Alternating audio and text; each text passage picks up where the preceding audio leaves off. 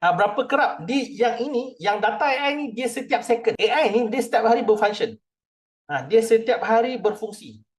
Dan forecast ni dia setiap saat dia akan update.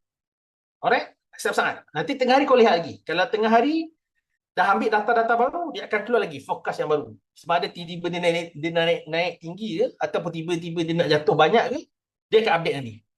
Alright, dia akan update nanti. Yang masa dia jatuh ke 64K ni, AI dah predict masa 65 pun dia dah kata market akan jatuh. Tapi market naik lagi.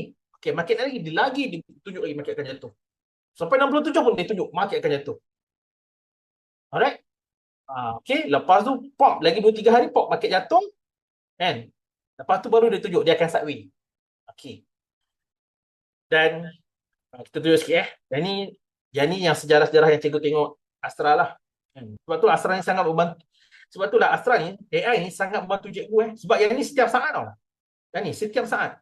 Yang ni refresh every second. Alright? Kita tengok sebab last update 24. Kalau refresh lagi dia akan last update 25. Memang dia always refresh. Dah lama kerja guna. Okey. Cikgu antara orang yang diberi kelebihan untuk test benda ni. Right? Sebab developer daripada Middle East, dia tahu benda ni okey dan dia tahu AI dan dia tahu semua.